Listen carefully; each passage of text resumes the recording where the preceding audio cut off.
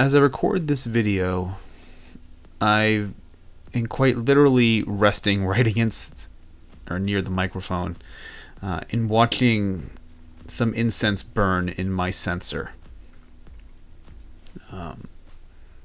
That is what I've been doing for the past, say, few minutes, is just sitting here calmly this morning, just watching it and watching the kind of the smoke filter out through the crack that I have in my window, and sort of just smelling the scent of white copple. The reason why I'm pointing that out is within the writing realm, the most undervalued trait could be just the ability to sit in a room and just notice something.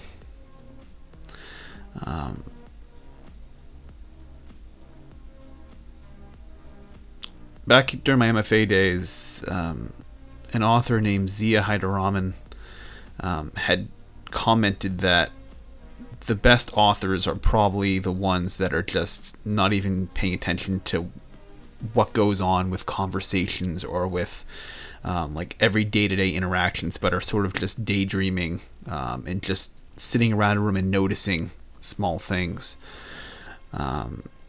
Because it's these small details that get worked into your stories. It's the way you can stare at something and notice something about the form of the subject that you're looking at, and coming up with an interesting way to describe it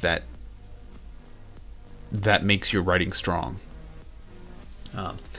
In this kind of world where we're all, distracted with our phones and what have you, and the idea of even reading a book is daunting because you don't have the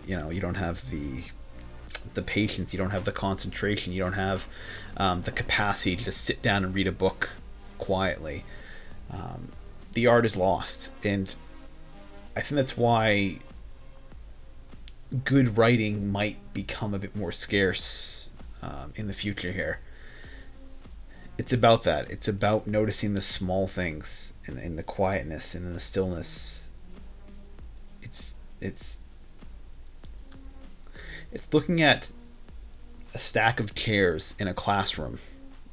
For those little plastic ones there with the little metal bars underneath.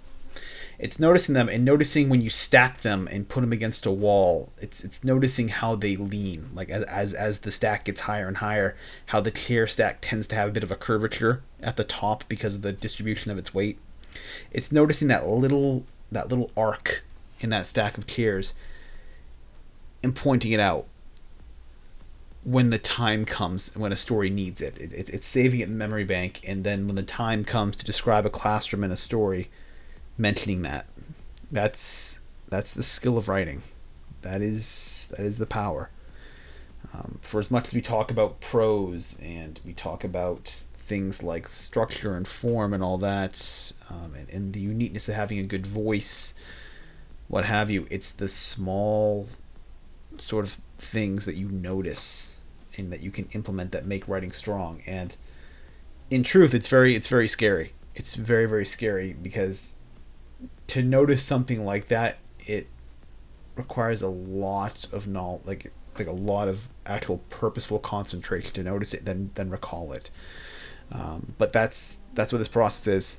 That's what writing is. It is noticing it. And so, with that, I guess I'll sign off here, and I will see you all tomorrow.